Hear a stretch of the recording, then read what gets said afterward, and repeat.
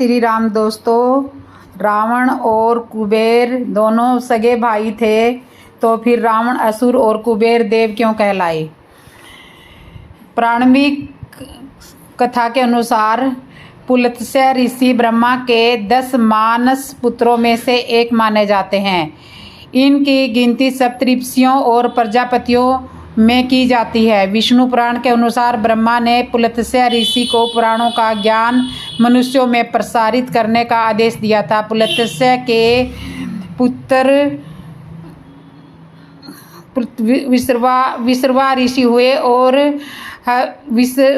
हविष्यु के गर्भ से उत्पन्न हुए थे। विश्रवा ऋषि की एक पत्नी इलाबिडा से कुबेर और केकसी के गर्भ से रावण, कुंभकर्ण और विभीषण और शूर्पणखा पैदा हुए थे। सुमाली विश्रवा के ससुर व रावण के नाना थे। विश्रवा की एक पत्नी माया भी थी, जिससे खैरदूषण और त्रिशिरा पैदा हुए थे और जिनका उल्लेख तुलसी पौराणिक कथाओं के अनुसार पुलत्स्य। जय श्री राम दोस्तों, पौराणिक कथा के अनुसार पुलत्स्य ऋषि। जय श्री राम दोस्तों, पौराणिक कथाओं के अनुसार पुलत्स्य ऋषि ब्रह्मा के 10 मानस पुत्रों में से एक माने जाते हैं। इनकी गिनती सप्तऋषियों और प्रजापतियों में की जाती है। विष्णु पुराण के अनुसार ब्रह्मा ने पुलत्स्य ऋषि को पुराणों का ज्ञान मनुष्यों में प्रसारित करने का आदेश दिया था। पुलत्स्य के पुत्र विश्रवा ऋषि हुए थे, जो हविष्यु के गर्भ से उत्पन्न हुए थे। विश्रवा ऋषि की एक पत्नी इलाबिडा से कुबेर और केकसी के गर्भ से रावण, कुंभकर्ण, विभीषण और शूर्पणखा पैदा हुए थे। सुमाली विश्रवा के ससुर व रावण के नाना थे। विश्रवा की एक पत्नी माया भी थी, जिससे खैरदूषण और त्रिशिरा पैदा हुए थे और जिनका उल्लेख तुलसी की रामचरितमानस में मिलता है। 2 पौराणिक संदर्भ रावण की स्थिति को स्पष्ट करने के लिए जरूरी है। एक कथा के अनुसार भगवान विष्णु के दर्शन हेतु सनक, सनंदन आदि ऋषि बैकुंठ पधारे, परंतु भगवान विष्णु के द्वारपाल जय और विजय ने उन्हें प्रवेश करने से इनकार कर दिया। ऋषिगण अप्रसन्न हो गए और क्रोध में आकर जय विजय को श्राप दे दिया कि तुम राक्षस हो जाओ। जय विजय ने प्रार्थना की, वह अपराध के लिए क्षमा मांगी। भगवान विष्णु ने भी ऋषियों से क्षमा करने को कहा। तब ऋषियों ने अपने श्राप की तीव्रता कम की और कहा कि 3 जन्मों तक तो तुम्हें राक्षस योनि में रहना पड़ेगा और उसके बाद तुम पुनः इस पद पर प्रतिष्ठित हो सकोगे। इसके साथ एक और शर्त रखी कि भगवान विष्णु या उनके किसी अवतारी स्वरूप के हाथों तुम्हारा मरना अनिवार्य होगा। यह श्राप राक्षस राज लंकापति दशानन रावण के जन्म की आदि गाथा है। भगवान विष्णु के ये द्वारपाल पहले जन्म में हिरण्यकशिपु राक्षसों के रूप में जन्मे। हिरण्याक्ष राक्षस बहुत शक्तिशाली था और उसने पृथ्वी को उठाकर पाताललोक में पहुंचा दिया था। पृथ्वी की पवित्रता बहाल करने के लिए भगवान विष्णु को वराह अवतार करना पड़ा था। फिर विष्णु ने हिरण्याक्ष का वध करके पृथ्वी को मुक्त कराया। हिरण्यकशिपु की ताकतवर राक्षस था और उसने वरदान प्राप्त कर अत्याचार करना आरंभ कर दिया था। भगवान विष्णु द्वारा अपने भाई हिरण्याक्ष का वध करने की वजह से हिरण्यकशिपु विष्णु विरोधी था और अपने विष्णु भक्त पुत्र प्रहलाद को मरवाने के भी उसने कोई कसर नहीं छोड़ी थी। फिर भगवान विष्णु ने नरसिंह अवतार धारण कर हिरण्यकशिपु का वध किया था। खंबे से नरसिंह भगवान प्रकट होना ईश्वर की साक्षात सर्वव्यापी उपस्थिति का ही परिणाम है। त्रेता युग में ये दोनों भाई रावण और कुंभकर्ण के रूप में पैदा हुए और तीसरे जन्म में द्वापर में जब भगवान विष्णु ने श्री कृष्ण के रूप में जन्म लिया, तब ये दोनों शिशुपाल व दंतवक्र नाम से अनाचारी के रूप में पैदा हुए। इन दोनों का ही वध भगवान श्री कृष्ण के हाथों हुआ। त्रेता युग में रावण के अत्याचारों से स्वर्ग त्राही मची हुई थी। रावण का अत्यंत विकराल स्वरूप था और वह स्वभाव से क्रूर था। उसने सिद्धियों की प्राप्ति हेतु अनेक वर्षों तक तप किया और यहाँ तक कि उसने अपने सिर अग्नि में भेंट कर दिए। ब्रह्मा ने प्रसन्न होकर रावण को वर दिया कि दैत्य, दानव, यक्ष कोई भी तुम्हें परास्त नहीं कर सकेगा, परंतु इसमें नर और वानर को शुमार नहीं किया गया है। इसलिए नर रूप में भगवान श्री राम ने जन्म लिया, जिन्होंने वानर की सहायता से लंका पर आक्रमण किया और रावण तथा उसके कुल का विनाश हुआ। प्रकांड पंडित एवं ज्ञाता होने के नाते रावण यह जानता था कि श्री राम के रूप में भगवान विष्णु का अवतार हुआ है। छल से विरोही का हरण करने के बावजूद उसने सीता को महल की उपेक्षा उपशोक वाटिका में रखा था, क्योंकि एक अप्सरा रंभा का श्राप उसे हमेशा याद रहता था कि रावण, यदि कभी तुमने बलात्कार करने का प्रयास किया तो तुम्हारा सिर कट जाएगा। खैर, दूषण और त्रिशरा की मृत्यु के बाद रावण को पूर्ण रूप से अवगत हो गया था कि वे मेरे जैसे बलशाली पुरुष थे, जिन्हें भगवान के अतिरिक्त और कोई नहीं मार सकता था। रावण एक विचारक और दार्शनिक पुरुष था। वह आसक्त था कि यदि मर्यादा पुरुषोत्तम श्री राम भगवान है तो उनके हाथों मरकर उन्हें लोक में जाना उत्तम है, और यदि वे मानव है तो उन्हें परास्त कर संसारिक यश प्राप्त करना ही उचित है। अतः रावण का परास्त होना इस बात का परिणाम है कि बुराइयों के कितने ही सिर हो, कितने ही रूप हो, सत्य की सदा जीत होती है। विजयदशमी को सत्य की और असत्य पर विजय के रूप में देखा जाता है। कहते हैं कि भगवान श्री राम ने त्रेता युग में नवरात्रि का व्रत करने के बाद ही रावण का वध किया था। पुलत्स्य ऋषि के उत्सुक कुल में जन्म लेने के बावजूद रावण का प्रभाव और अधोगति के अनेक कारणों से, मुख्य रूप से दैविक व मानविक कारणों का उल्लेख किया जाता है। दैविक एवं परमाणु से संबंधित कारणों से उन श्रापों की चर्चा की जाती है जिनकी वजह से उन्हें राक्षस योनि में पैदा होना पड़ा। माइक स्तर पर शक्तियों के दुरुपयोग से उनके तपस्या से अर्जित ज्ञान को नष्ट कर दिया था। ब्राह्मण कुल में जन्म लेने के बावजूद अशुद्ध राक्षसी आचरण ने उन्हें पूरी तरह से सारोवर कर दिया था, और हनुमान जी को अपने समक्ष पाकर रावण ने अपने पहचान नहीं सका था कि उसके आराध्य देव शिव के अवतार हैं। रावण के अहंकारी स्वरूप से यह शिक्षा मिलती है कि शक्तियों के नशे में चूर होने से विनाश का मार्ग परास्त होता है। भक्त के लिए विनयशील अहंकार होना प्राथमिक आवश्यकता है। तो राम लक्ष्मण ने ही नहीं, भरत शत्रुघ्न ने भी काटा था 14 वर्ष का वनवास। पिता दशरथ का वचन पूरा करने के लिए श्री राम 14 वर्ष के वनवास के लिए घर से निकले तो अनुज लक्ष्मण और अर्धांगिनी सीता भी साथ गई। इस दौरान छोटे भाई और भरत अपनी ननिहाल में थे, लेकिन जब वे लौटे तो भाई के वियोग में उन्होंने भी राजमहल छोड़ दिया। राम की चरण पादुका रखकर नंदीग्राम के जंगल में कुटिया बनाकर तपस्वी के भेष में रहते हुए राजपाट देख रहे थे। वह यहाँ जमीन पर सोते थे और नदी पोखरे का पानी पीते थे, कंदमूल फल खाते थे। इधर तीनों भाइयों के राजमहल छोड़कर जंगल में रहने से आहत चौथे भाई शत्रुघ्न ने भी अयोध्या छोड़ने का फैसला कर लिया। बिना किसी को बताए वह नंदीग्राम में ही जाकर भाई भरत की कुटिया के बाहर तपस्वी की तरह रहने लगे। बताया जाता है कि पूरे 13 साल तक पूरी अयोध्या तो क्या, खुद माँ कौशल्या को भी इसकी खबर नहीं थी। एक दिन रात के समय राजमहल की छत पर कौशल्या ने शत्रुघ्न की पत्नी सुतकृति को अकेले टहलते देखा तो चौंक उठी। उन्होंने तत्काल पहरेदारों के जरिए उन्हें बुलवाया। सुतकृति के आने पर कौशल्या ने उनसे पूछा, तुम अकेले छत पर क्यों टहल रही हो? शत्रुघ्न कहाँ है? तो सुतकृति ने कहा, मुझे नहीं पता माता, वह तो मुझे 13 साल से कहीं नहीं दिखे हैं। यह सुनकर कौशल्या बहुत दुखी हो गई और खुद आधी रात ही सैनिकों के साथ शत्रुघ्न को खोजने के लिए निकल पड़ी। कई जगह पूछने पर पता चला कि वह नंदीग्राम में है। कठिन रास्तों से होते हुए माँ कौशल्या नंदीग्राम पहुंची तो वहां भरत जी कुटिया बनाकर तपस्वी के भेष में दिखे, जबकि कुटिया के बाहर बड़ी चट्टान पर अपनी बाह का तकिया बनाए शत्रुघ्न जी गहरी नींद में सोए हुए मिले। बेटे को ऐसी हालत में देखकर माँ कौशल्या द्रवित हो उठी। उन्होंने शत्रुघ्न को छू कर आवाज लगाई तो वो चौंक कर उठे। शत्रुघ्न ने हैरानी से पूछा, माँ यहाँ आने का आपने क्यों कष्ट किया है?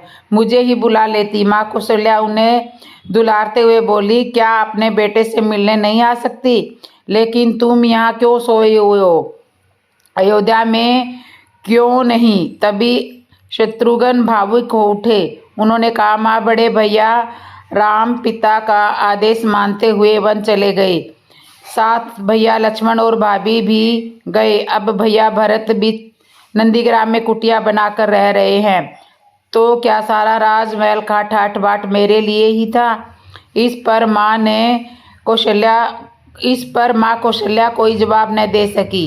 शत्रुघ्न ने भाइयों को वन में रहते हुए खुद भी पत्नी और भोग विलासिता से दूरी बना ली थी, मगर माता कौशल्या के आदेश पर उन्हें मथुरा का राजा बनाया गया और पत्नी सुतकृति के साथ वहां रहने का आदेश दिया गया। सुतकृति सीता की चचेरी बहन और राजा जनक के छोटे भाई राजा कुलध्वज की पुत्री थी। इस तरह 13 वर्ष का वनवास काटकर शत्रुघ्न मथुरा के राजा बने तो भरत जंगल से राजकाज चलाते हुए राम के वनवास पूरे होने के बाद अयोध्या लौटे।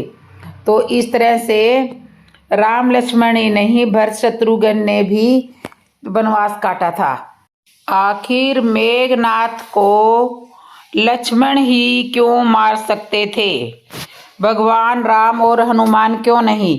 भगवान श्री राम और लक्ष्मण के अगाध प्रेम को तो सभी जानते हैं, लेकिन क्या आप जानते हैं कि एक बार भगवान राम के मन में भी अपने अनुज को लेकर शंका उठी। वह भी तब जब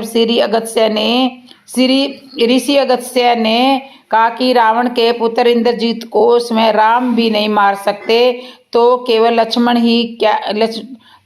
लक्ष्मण ही मार सकते हैं। आइए जानते हैं ऋषि अगस्त्य ने ऐसा क्यों कहा।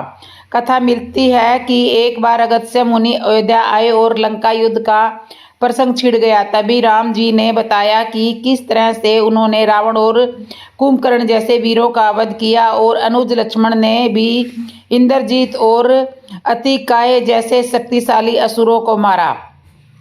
तभी अगस्त्य मुनि बोले कि इसमें कोई संशय नहीं है कि रावण और कुंभकर्ण प्रचंड वीर थे, लेकिन सबसे बड़ा वीर इंद्रजीत ही था। उसने इंद्रजीत से अंतरिक्ष में युद्ध किया और बांधकर उन्हें लंका लेकर आया। ब्रह्मा जी ने जब इंद्रजीत से दान के रूप में इंद्र को मांगा तब वह मुक्त हुए। लक्ष्मण ने उसका वध किया और केवल वही उसका संहार भी कर सकते थे। अगस्त्य मुनि के मुंह से लक्ष्मण की वीरता के प्रश्न सुनकर राम प्रसन्न तो बहुत हुए, लेकिन अभयचित भी हुए कि ऐसा क्या था कि केवल लक्ष्मण ही उन्हें मार सकते थे। यह जिज्ञासा उन्होंने अगस्त्य मुनि के सामने जाहिर की। तब अगस्त्य मुनि ने कहा कि प्रभु इंद्रजीत को वरदान था कि उसका वध वही कर सकता है जो 14 वर्ष तक न सोया हो, जिसने 14 साल तक किसी स्त्री का मुख न देखा हो, जिसने 14 साल तक भोजन न किया हो। तो श्री राम बोले, मैं वनवास काल में 14 वर्ष तक नियमित रूप से लक्ष्मण के हिस्से का फल फूल देता रहा। उन्होंने कहा कि मैं सीता के साथ एक कुटी में रहता था। बगल की कुटी में लक्ष्मण जी थे। फिर सीता जी का मुख भी न देखा हो और 14 वर्ष तक सोए न हो, ऐसा कैसे संभव हो सकता है? अगस्त्य मुनि सारी बात समझकर मुस्कुराए। प्रभु से कुछ छिपा नहीं है भला। दरअसल सभी लोग सिर्फ श्री राम का गुणगान करते थे, लेकिन भगवान चाहते थे कि लक्ष्मण के तप और वीरता की चर्चा भी अयोध्या के घर घर में हो। विभीषण महाराज ने भी पुष्टि की। जिस प्रकार अगस्त्य मुनि ने कहा कि लक्ष्मण के अलावा कोई और इंद्रजीत को नहीं मार सकता, ठीक उसी प्रकार उसके मारे जाने पर महाराज विभीषण ने भी श्री राम से कहा था।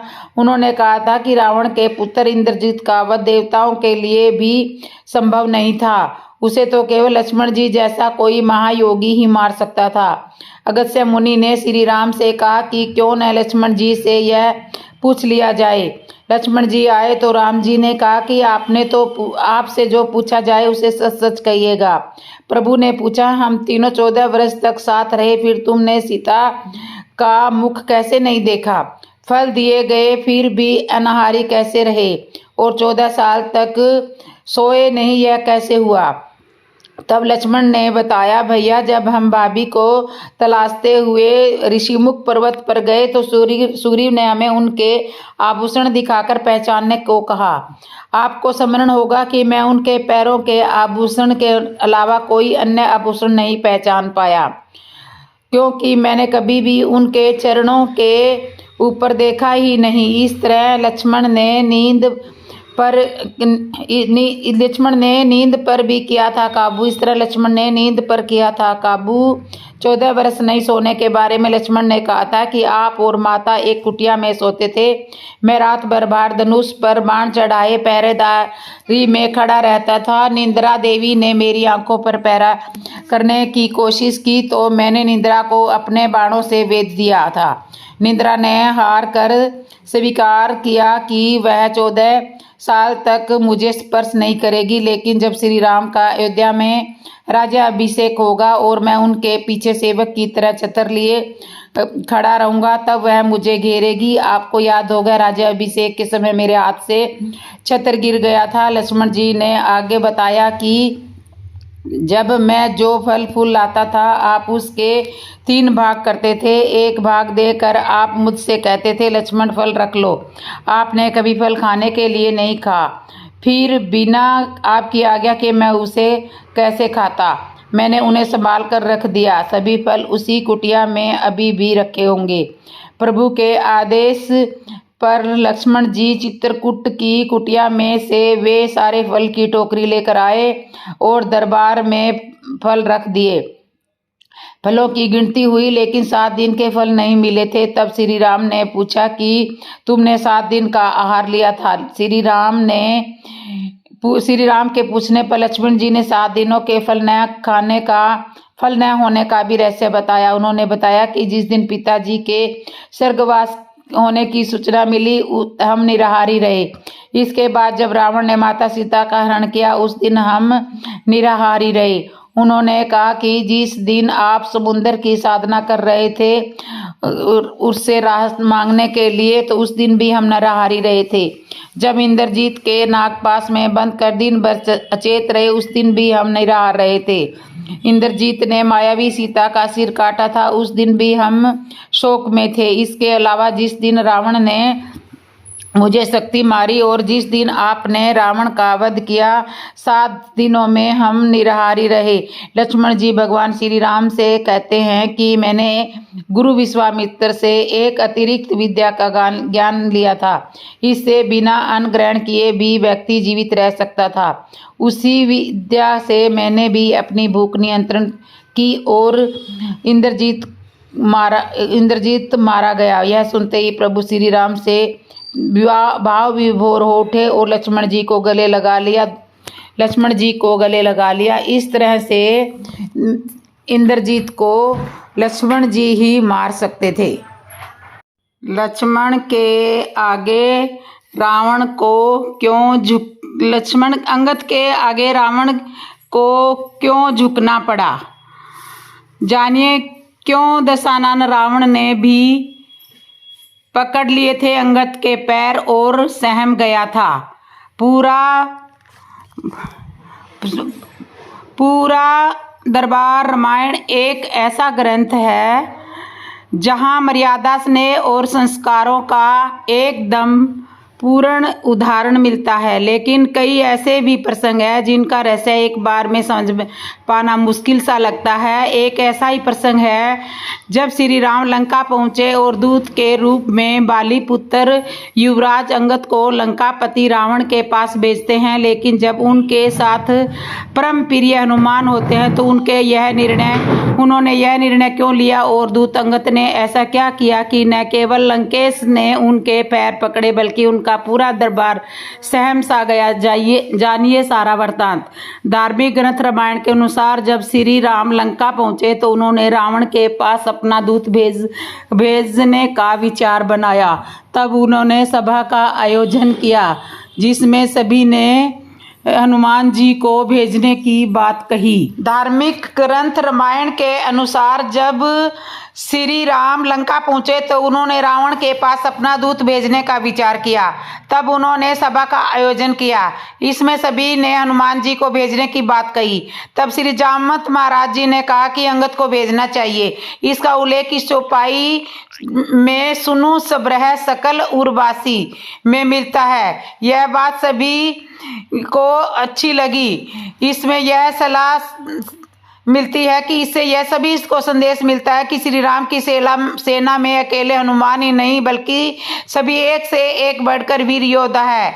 इसके बाद श्री अंगद कुमार लंका पहुंचे। कथा मिलती है कि प्रवेश द्वार पर ही अंगद की भेंट लंकापति रावण के पुत्र से हुई। दोनों के बीच बातों ही बातों में झगड़ा बढ़ गया। रावण के पुत्र ने अंगद को मारने के लिए अपना पैर उठाया तो अंगद ने वहीं पर पैर पकड़कर उसे जमीन पर पटक दिया। इससे उसकी मृत्यु हो गई। रावण के पुत्र का मृत शरीर देखकर सभी सहम जाते हैं। इसके बाद अंगद के बिना पूछे ही सभी उनको लंकापति के महल का रास्ता बता देते हैं। अंगद ने रावण से अपने आने का संदेश भिजवाया। इस पर हंसते हुए रावण ने कहा कि बुला लो बंदर को, देखे कहाँ का बंदर है। तब अंगद जी प्रवेश करते हैं और रावण पूछता है कि अरे बंदर तू कहाँ का है, कौन है। इस पर अंगद जी श्री राम जी के दूत होने का परिचय देते हैं। वह रावण को कई तरह से समझाते हैं कि वह श्री राम की शरण में चले जाए, वह उनके सारे अपराधों को माफ कर देंगे। रामायण में वर्णित चौपाई उत्तम कुल पुलस्थित करनाथी। अंगद कहते हैं कि तुमने उत्तम कुल में जन्म लिया है, पुलत्स्य ऋषि के पुत्र हो। शिवजी और ब्रह्मा जी की पूजा करके तुमने कई तरह के वर पाए हैं। लोकपालों और राजाओं को तुमने जीता है। श्री अंगद कुमार आगे कहते हैं कि राजमद या मोहवश तुमने माता सीता का हरण किया है, लेकिन मेरी तुम्हें यह हितकारी सलाह है कि अभी भी तुम अपनी इस भूल को स्वीकार करके श्री राम की शरण में आ जाओ और वह तुम्हें क्षमा कर देंगे। अंगद कुमार की इन बातों से रावण पर कोई असर नहीं हुआ और कथा मिलती है कि तभी सभा में अंगद जी कहते हैं कि यदि कोई वीर है तो उसके पैर को जमीन से उठाकर दिखाए। रावण की सभा में बैठे हुए महापराक्रमी योद्धा एक एक करके जाते हैं, लेकिन कोई भी अंगद के पैर को टस से मस नहीं कर पाता। तब रावण का पुत्र इंद्रजीत भी अंगद के पैर को पकड़ता है, लेकिन उसका प्रयास भी विफल रहता है। यह देखकर दरबार के सभी लोग सहम जाते हैं। जब पूरी सभा के लोग हार मारकर बैठ जाते हैं तो रावण स्वयं अंगद के पैर पकड़ने के लिए आता है, लेकिन उसके पहुंचते ही अंगद कुमार अपना पैर हटाकर कहते हैं कि तुम ऐसे पाँव क्यों पकड़ते हो? पकड़ना है तो श्री राम, तीनों लोकों के स्वामी श्री राम के पैर पकड़ो और उनकी शरणागत में चले जाओ। तुम उनकी शरण में चले जाओगे तो तुम्हारे प्राण आवश्यक बच जाएंगे और अन्यथा युद्ध में बंधु बांधवों समेत तुम्हारी मृत्यु भी तय है। अगर उनकी शरण में चले जाओगे तो तुम्हें भगवान श्री राम क्षमा कर देंगे। इस तरह से रावण ने भी अंगद के पैर पकड़े थे। अब मैं आपको रावण की मौत का असली रहस्य बताती हूँ। यह उस समय की बात है जब भगवान शिव से वरदान और शक्तिशाली खड्ग पाने के बाद अहंकारी रावण और भी अधिक अहंकार में भर गया था। वह पृथ्वी से भ्रमण करता हुआ हिमालय के घने जंगलों में जा पहुंचा। वहां उसने एक रूपवती कन्या को तपस्या में लीन देखा। कन्या के रूप रंग के आगे रावण का राक्षसी रूप जाग उठा और उसने उस कन्या की तपस्या भंग करते हुए उसका परिचय जानना चाहा। काम वासना से भरे हुए रावण के अचंभित करने वाले प्रश्नों को सुनकर उस कन्या ने अपना परिचय देते हुए रावण से कहा कि हे रावण राज, मेरा नाम वेदवती है। मैं परम तेजस्वी महर्षि कुशध्वज की पुत्री हूँ। मेरे वयस्क होने पर देवता, गंधर्व, यक्ष, राक्षस, नाग सभी मुझसे विवाह करना चाहते थे, लेकिन मेरे पिता की इच्छा थी कि समस्त देवताओं के स्वामी श्री विष्णु हरि ही मेरे पति बने। मेरे पिता की उस इच्छा से क्रोध होकर शंभु नामक दैत्य ने सोते हुए मेरे पिता की हत्या कर दी और मेरी माता ने भी पिता के वियोग में अपनी उनकी जलती हुई चिता में कूदकर अपनी जान दे दी। इसी वजह से यहाँ मैं अपने पिता की इच्छा को पूरे करने के लिए इस तपस्या कर रही हूँ। इतना कहने के बाद उस सुंदरी ने रावण को यह भी कह दिया कि मैं अपने तप के बल पर आपकी गलत इच्छा को जान गई हूँ। इतना सुनते ही रावण क्रोध में भर गया और अपने दोनों हाथों से उस कन्या के बाल पकड़कर उसे अपनी ओर खींचते हुए कहा। इससे क्रोधित होकर अपने अपमान की पीड़ा की वजह से उस कन्या ने दशानन को यह श्राप देते हुए अग्नि में समा गई कि तुम्हारे वध के लिए फिर से मैं किसी धर्मात्मा पुरुष की पुत्री के रूप में जन्म लूंगी। महान ग्रंथों में शामिल दुर्लभ रावण संहिता में उल्लेख मिलता है कि दूसरे जन्म में वही तपस्वी कन्या एक सुंदर कमल से उत्पन्न हुई जिसकी संपूर्ण काया कमल के समान थी। इस जन्म में भी रावण ने फिर से उस कन्या को अपने बल के दम पर प्राप्त करना चाहा और उस कन्या को लेकर वह अपने महल में जा पहुंचा। ज्योतिषियों ने उस कन्या को देखकर रावण को यह कहा कि यह कन्या इस महल में रही तो अवश्य ही आपकी मौत का कारण बनेगी। यह जानकर रावण ने उसे समुद्र में फेंकवा दिया। तब वह कन्या पृथ्वी पर पहुंचकर राजा जनक के हल जोते जाने पर उनकी पुत्री बनकर फिर से प्रकट हुई। शास्त्रों के अनुसार कन्या का वही रूप सीता बनकर रामायण में रावण के वध का कारण बनी। तो इस तरह से रावण की मृत्यु हुई सीता के हाथों से। श्री राम ने ताड़का का वध कैसे किया? ताड़का किसकी पुत्री थी? ताड़का के पुत्र का क्या नाम था? राम, लक्ष्मण, भरत एवं शत्रुघ्न चारों भाई अपनी शिक्षा पूरी कर अयोध्या लौटते हैं। उनके पराक्रम की चर्चा सभी जगह हो रही है। उसी दौरान कुछ हिस्सों में राक्षसी राज होने के कारण जनमानस बहुत दुखी एवं प्रताड़ित है।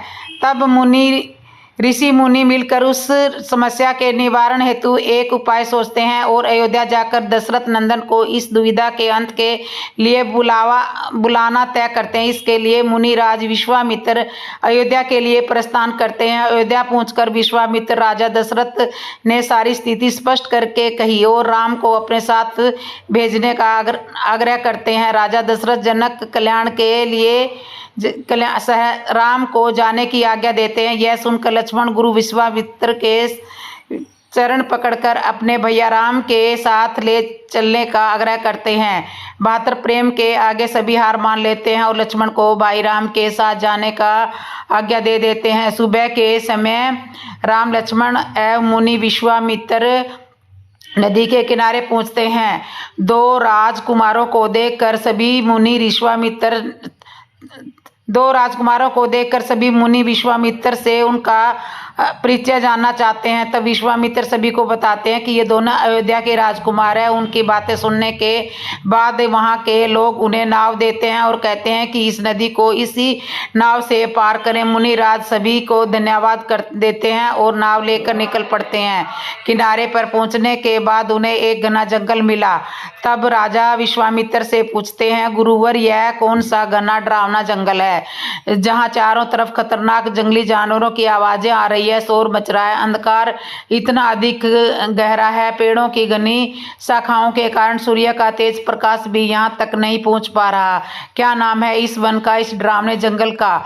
विश्वामित्र उत्तर देते हैं, हे राम, जहाँ तुम इस भयानक जंगल को देख रहे हो वहाँ कई वर्षों पहले दो समृद्ध राज्य क्रूप एवं मालदा हुआ करते थे। वे दोनों ही राज्य बहुत संपन्न थे, जहाँ धन संपदा की प्रचुर मात्रा थी और प्रजा भी खुशहाल थी। लक्ष्मण ने उत्सुकता से पूछा, हे गुरुवर, जब यहाँ इतने सुंदर राज्य थे तब उनका ऐसा भयावह परिणाम कैसे हुआ? विश्वामित्र ने बताया, यह सब स्वपंता यक्ष की पुत्री ताड़िका ने समाप्त की। उसने इस सुंदर जंगल को यह भयानक जंगल बना दिया। ताड़का एक साधारण स्त्री नहीं बल्कि दानव सूद की पत्नी है और राक्षस मारीच की माता एक राक्षसी है जिसमें हजारों हाथियों के समान बल है, जिसके कारण उसने और उसके पुत्र ने इस जगह पर बसे सभी राज्यों को उजाड़ दिया और यहाँ के नागरों को मार डाला, अच्छा और अथवा अपना दास बना लिया, तब ही से इस जगह कोई अपने आने की हिम्मत नहीं करता और अगर कोई गलती से आ भी जाए तो यहाँ से जिंदा वापस नहीं जाता। यही कारण है जो हम दोनों को यहाँ लाया है। अब तुम ही इसी राक्षसी ताड़का का वध कर सकते हो। तब आश्चर्य के भाव के साथ राम पूछते हैं, गुरुवर, ये एक स्त्री में तो सदा कोमलता के भाव होते हैं, इसमें ममता और उदारता होती है, फिर क्या कारण है जो ताड़का में हजारों हाथियों का बल है और वो इतना भयानक उपयोग कर रही है? विश्वामित्र कहते हैं, पुत्र राम, तुम बिल्कुल सही कह रहे हो, इसके पीछे एक बड़ा कारण है। बहुत समय पहले एक सुकेत नाम का यक्ष था, उसकी कोई संतान नहीं थी, इसलिए उसने ब्रह्मा जी की कठोर तपस्या की, जिससे प्रसन्न होकर ब्रह्मा ने उसे एक कन्या संतान के रूप में दी। सुकेतु ने ब्रह्मदेव से अपनी संतान के लिए हजारों हाथियों जितना बल मांगा और ब्रह्मादेव ने उसकी इच्छा पूरी की, इसलिए ताड़का में इतना बल है। जब ताड़का की आयु विवाह के योग्य हुई तब उसका विवाह दानव शुद्ध से किया गया। शुद्ध ने उसकी 2 संतानें जन्मी, जिसका नाम मारीच और सुबाहु रखा गया। मारीच भी अपनी मां के समान महाबली था, इसलिए मारीच शुद्ध का पुत्र होते हुए भी दानव नहीं था, लेकिन वो बहुत उपद्रवी था। वो ऋषि मुनियों को बहुत प्रताड़ित करता था। उसके इस कर्तव्य के कारण मुनि गत्स्य ने उसे श्राप दिया और उसे एक दानव बना दिया। यह देखकर शुद्ध को और क्रोध आया और उसने अगस्त्य मुनि को मारने हेतु उन पर आक्रमण किया। शुद्ध के आगे बढ़ते ही अगस्त्य मुनि ने उसे अपने श्राप से भस्म कर दिया। अपने पति की मृत्यु को देखकर ताड़का क्रोध से भर गई और अगस्त्य मुनि पर आक्रमण कर दिया। तब मुनि ने उसे श्राप दिया कि उसके सुंदर कोमल शरीर को भयानक कुरूप बना दिया। तब ही से राक्षसी ताड़का बदले की आग में जल रही है और निर्दोष मानवों पर अत्याचार कर रही है। इसी अत्याचार से मनुष्यों को मुक्ति दिलाने के लिए मैं तुम दोनों को यहाँ लाया हूँ और अब तुम्हें ताड़का का वध करना होगा, बिना यह सोचे कि वह कोई स्त्री है, क्योंकि वो एक श्रापित जिंदगी जी रही है और मनुष्य जाति को प्रताड़ित कर रही है। ऐसी स्त्री को मारना अधर्म नहीं है। तुम बिना अड़चन उसका वध कर सकते हो, क्योंकि तुम ही हो जो ताड़का को श्राप मुक्त कर सकते हो और उसका सामना कर सकते हो। राम विश्वामित्र की बात मानते हैं और गुरुदेव के आदेश अनुसार ताड़का का वध करने के लिए एक नए शस्त्र टंकार का आविष्कार करते हैं। टंकार एक ऐसा धनुष है जिसे खींचने पर असहनीय आवाज होती है जो चारों तरफ हाहाकार मचा देती है, जिसे सुनकर जंगली जानवर डर डर कर भागने लगते हैं। इस सब के कारण ताड़का को क्रोध आने लगता है और जब वो राम को धनुष बाण से सजा देखती है तो वह राजकुमार विश्वामित्र द्वारा लाया गया है, जिसके आवश्यक ही मेरे साम्राज्य को तबाह कर सकता है। वो तेजी से राम के उस शस्त्र का झपट्टा मारती है और उसे देखकर राम लक्ष्मण कहते हैं, लक्ष्मण देखो, यह एक राक्षसी है जिसकी काया इतनी बड़ी है और कितनी कुरूप है। यह मनुष्यों को मारने में आनंद अनुभव करती है और उसके रक्त का सेवन करती है, इसलिए सावधान रहो और देखो मैं इसका वध कैसे करता हूँ। अपने विशाल काया शरीर के साथ ताड़का राम और लक्ष्मण के आसपास घूम रही है। उसकी गति प्रकाश की गति के समान तीव्र है। राम को विश्वामित्र ने कई शस्त्र प्रदान कर इस भयावह युद्ध के लिए पहले ही तैयार कर रखा था। राम और ताड़का के बीच बहुत देर तक युद्ध चलता है। अंत में राम ताड़का के हृदय स्थल पर तीर से आघात करते हैं और ताड़का पीड़ा से चीखती हुई चक्कर खाकर भूमि पर गिर पड़ती है और अगले ही क्षण उसके प्राण पखेरु उड़ जाते हैं। राम के इस रण कौशल और ताड़का की मृत्यु से ऋषि विश्वामित्र अत्यंत प्रसन्न हुए। उनके मुख से रामचंद्र के लिए आशीर्वाद वचन निकलने लगे और भयावह वन वापस सुंदर राज्य में बदल गया। गुरु की आज्ञा से वहीं पर सभी ने रात्रि व्यतीत की। प्रातःकाल उन्होंने देखा कि ताड़का के आतंक से मुक्ति पा जाने के कारण उस वन की भयंकरता और विकरालता समाप्त हो चुकी है। कुछ समय उस वन की शोभा निहारने के उपरांत स्नान पूजन से निर्वित होकर महर्षि विश्वामित्र के आश्रम की ओर चले गए। इस तरह से श्री राम ने ताड़का का वध किया। और सीता शाकाहारी थे तो सीता ने जंगल में सुनहरी हिरण को देखकर उसको मारकर उसको लाने के लिए, उसका शिकार करने के लिए क्यों बोला। लोग यह भ्रम फैलाते हैं कि श्री राम एक क्षत्रिय होने के नाते मांस का सेवन करते थे, इसलिए तो माता सीता ने उनको हिरण मारकर लाने के लिए कहा था। यदि वे मांसाहारी नहीं थे तो क्यों माता सीता ने हरण की मांग की थी। कुछ लोग यह भी कहते हैं कि माता सीता ने हिरण के चमड़े की मांग की थी क्योंकि वह उस चमड़े का आसन या वस्त्र बनाना चाहती थी। लोग सवाल करते हैं कि क्यों माता सीता ने हरण के चमड़े की मांग की थी और राम भगवान उसे मारने भी चले गए, जबकि धर्म तो यह नहीं सिखाता। यदि ऐसा था तो श्री राम एक मांसाहारी थे। सवाल का जवाब प्रभु श्री राम, लक्ष्मण और माता सीता ने अपना राजपाट और राजसी वस्त्र सभी को त्याग कर वन गमन कर गए थे। उन्होंने सन्यासियों के वस्त्र को धारण कर लिया था। वे सभी ऋषियों के समान आश्रम में रहे थे, ऋषियों के आश्रम में रहे थे। वहाँ उन्होंने ध्यान और तप किया। बाद में वे दंडकारण्य में रहने लगे, पंचवटी में कुटिया बनाकर रहने लगे। उन्होंने किसी मृग चर्म की कोई जरूरत नहीं थी क्योंकि वे शुद्ध सात्विक और तपस्वी वाला जीवन व्यतीत कर रहे थे। आपने कभी देखा है किसी कुटिया में किसी ने पशु की खाल लटकाई हो? दूसरा, भारत में मैदानी इलाकों में और दक्षिण भारत में कभी भी पशु चर्म को वस्त्र बनाने का प्रचलन नहीं रहा। पशु चर्म को कपड़े के समान प्रयोग करने का प्रचलन केवल बहुत ठंडे या बर्फीले इलाके में किया जाता था। आपने शिवजी के चित्र इसी वेशभूषा में देखा होगा, लेकिन कोई भी वैष्णवी चर्म का प्रयोग नहीं करता। असलियत यह थी कि माता सीता ने श्री राम से हिरण को मारकर लाने के लिए नहीं कहा था, बल्कि उसे पकड़ कर लाने के लिए कहा था। सुनहरी हिरण के बच्चे को देखकर जंगल में अकेलेपन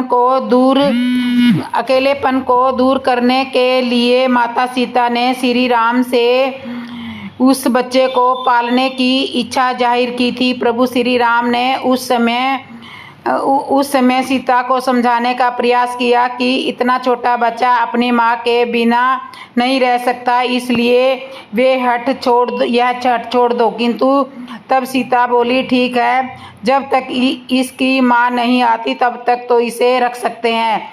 ऐसे में हार मानकर प्रभु श्री राम उस हिरण को पकड़ने के लिए दौड़ते हुए चले गए। जब दौड़ते हुए वो हिरण एकदम से कहीं दिखाई देता है और कभी गायब हो जाता है तो प्रभु श्री राम समझ गए कि यह कोई मायावी है। यही सोचकर उन्होंने तीर निकाला और उसका वध कर दिया। चूंकि प्रभु श्री राम विष्णु के लीलावतार थे, इसलिए पहली नज़र में उस मायावी राक्षस को देखने के बाद भी सामान्य पुरुष की भांति जब तक उसने अपनी माया नहीं दिखाई तब तक उसे एक छोटा सा हिरण ही समझते रहे और सीता की बात मानकर उसके पीछे दौड़ पड़े। वे सब कुछ जानते थे लेकिन यदि वह ऐसा नहीं करते तो आगे की लीला नहीं होती। अतः प्रभु श्री राम का आकलन मानवीय दृष्टिकोण से करना त्रुटिपूर्ण है। ठीक है, यदि आप यह कहते हैं कि हिरण को इसलिए नहीं मारा था कि उसका चर्म निकालकर उसके वस्त्र का आसन बनाया जाए, बल्कि इसलिए मारा था कि उसे खाया जाए, क्योंकि प्रभु श्री राम क्षत्रिय थे और वे मांस खाते थे। इसका जवाब है कि रामायण में कहीं भी प्रभु श्री राम के मांसाहार सेवन के बारे में नहीं लिखा है। हर जगह श्री राम, लक्ष्मण और सीता के द्वारा कंदमूल फल खाए जाने का जिक्र मिलता है। मर्यादा पुरुषोत्तम श्री राम ने वनवास पर जाते समय आहार विषयक प्रतिज्ञा की थी कि वे कभी मांस का सेवन नहीं करेंगे। 14 ही वर्षाणि यतामि विजने वने मधुफूल फल जीवन, अर्थात मैं सौम्य वनों में एक ऋषि की भांति मांस का त्याग कर 14 वर्ष कंदमूल फल और शहद पर आश्रित करूँगा। उपरोक्त श्लोक में यह ज्ञात होता है कि प्रभु श्री राम सेवन मांस का करते थे, लेकिन वन जाने से पूर्व उन्होंने प्रतिज्ञा ली थी कि मैं मांस का सेवन नहीं करूँगा। लेकिन हम यहाँ यह स्पष्ट करना चाहते हैं कि ऐसा क्यों कहा। वे मांस का सेवन नहीं करते थे, लेकिन ऐसा उन्होंने इसलिए कहा कि क्योंकि उस काल में युद्ध के लिए जाने पर, परदेश में, जंगल में, मुश्किल या कठिन प्रदेशों में जाने पर अक्सर लोगों को उनके मन का भोजन नहीं मिलता था, क्योंकि मांस सभी जगह उपलब्ध हो जाता है। दूसरा, शत्रु से संधि करने पर, विपत्ति पड़ने पर या विपत्ति काल में मांसाहार करना पड़ता था। ऐसे में सैनिकों और सन्यासियों को यह सीख कर रखना पड़ता है कि विपत्ति काल में मांस का सेवन किया जा सकता है। लेकिन प्रभु श्री राम ने यह प्रतिज्ञा ली थी कि चूंकि वे जंगल में जा रहे थे, यद्यपि मैं किसी भी स्थिति में मांस का सेवन नहीं करूंगा। दरअसल आपातकालीन स्थिति में व्यक्ति का धर्म बदल जाता है, इसलिए यह प्रतिज्ञा ली गई थी। सुंदरकांड के अनुसार जब हनुमान जी शोक वाटिका में देवी सीता को मिलते हैं, तब राम की खुशहाली बताते हैं। तब वे कहते हैं किस तरह जी रहे, तब वे किस तरह से जी रहे हैं, उनका दिन क्रम क्या है, उनका वर्णन क्या है। न मांस खाते हैं, अर्थात राम ने कभी भी मांस का सेवन नहीं किया, न ही उन्होंने मंदिरा का पान किया है। वे देवी है, वे हर पल हर दिन संध्या समय में उनके लिए ही एकत्रित किए गए कंदमूल ग्रहण करते हैं। इसके अलावा कोई अध्याकांड में निम्नलिखित कोई श्लोक या किसी प्रकार का कथन नहीं है कि वो मांस खाते थे। लक्ष्मण ने कहा है कि यह काले छिलके वाला गंधकंद जो बिगड़े हुए सभी अंगों को ठीक करने वाला, उसे पका दिया गया है। आप अपने प्रवीणता से देवताओं का आयोजन कीजिए, क्योंकि उसमें आप अत्यंत कुशल रहेंगे। इस तरह से राम और सीता जब शाकाहारी थे तो उन्होंने हिरण को मारकर खाने के लिए नहीं मंगाया था, उसको यह मायावी था और उसको पकड़ कर लाने के लिए कहा था। किसके श्राप के कारण सोने की लंका जली थी? लंका दहन रामचरितमानस का एक महत्वपूर्ण प्रसंग है। यह सर्वविदित है कि हनुमान जी ने लंका को जलाकर भस्म कर दिया था, लेकिन लंका को जलाने का विधि द्वारा विधान क्यों रचा गया, यही कारण था, या फिर इसके पीछे कोई और ऐसी वजह है जिसके बारे में अधिक लोग नहीं जानते। दरअसल माँ पार्वती के श्राप के कारण रावण की सोने की लंका जलकर राख हो गई थी। कथा कुछ यूं है कि एक बार भगवान विष्णु और माता पार्वती के निर्माण पर भगवान पहुँचे। इस दौरान माँ लक्ष्मी ठंड से ठिठुर रही थी। तब उनसे न रहा गया तो उन्होंने पार्वती जी से कहा कि आप राजकुमारी होते हुए भी इस हिम पर्वत पर इतने ठंड में कैसे रह रही हो। इसमें माँ पार्वती को बहुत दुख हुआ। कुछ दिनों बाद शिव और पार्वती देवी लक्ष्मी के बुलावे पर बैकुंठ धाम पहुँचे। बैकुंठ धाम पर वैभव देखकर माँ पार्वती ने शिव से भी अत्यंत भव्य महल बनाने की इच्छा जताई। शिव ने देव शिल्पी विश्वकर्मा को लंका बनाने का काम सौंपा। इसके बाद ही उन्होंने सोने के महल का निर्माण किया था। इस महल की वस्तु प्रतिष्ठा की पूजा के लिए ऋषि विश्रवा को बुलाया गया था, लेकिन वह महल की सुंदरता के दीवाने हो गए और उन्होंने यह महल ही शिव से दान में मांग लिया। शिव ने ऋषि विश्वामित्र को महल दान कर दिया। माँ पार्वती से बड़ी क्रोधित हुई और उन्होंने विश्रवा को श्राप देते हुए कहा कि तेरी यह नगरी भस्म हो जाए। पार्वती के श्राप के कारण ही रावण द्वारा रणित यह लंका हनुमान ने फूंक डाली थी। गौरतलब है कि ऋषि विश्रवा की रावण के पिता थे। जब हनुमान जी लंकेश रावण की लंका को जला रहे थे, तब एक बहुत ही विस्मयकारी घटना हुई थी। लंका में आग लगती है और लंका को बिना हानि पहुंचाए अदृश्य हो जाती है। तब महावीर हनुमान जी चिंतित हो उठे कि क्या कारण था रावण द्वारा अतिरिक्त पुण्य इतने प्रलभ है, अन्यथा तेरी मेरी भक्ति में ही किसी प्रकार की कमी है। जब श्री हनुमान जी ने अपने आराध्य प्रभु श्री राम का सुमिरन किया, तब भगवान श्री राम की कृपा से ज्ञात हुआ कि हे हनुमान, जिस लंका को तुम जला रहे हो यह माया रचित है, प्रतिबिंब है। असली लंका तो माँ पार्वती के हाथों शनिदेव की दृष्टि से पूर्व में ही ध्वस्त हो चुकी है। शनिदेव लंका के तल में है, इसलिए वे प्रतिबिंब लंका नष्ट नहीं हो रही है। तब हनुमान जी महाराज ने जाकर शनि को रावण की कैद से मुक्त कराते हैं। शनिदेव के बाहर आते ही जो ही उनकी दृष्टि उस बिंब लंका पर पड़ी, वह धूं धूं कर जलने लगी, क्योंकि माँ पार्वती के मन में लंका को समय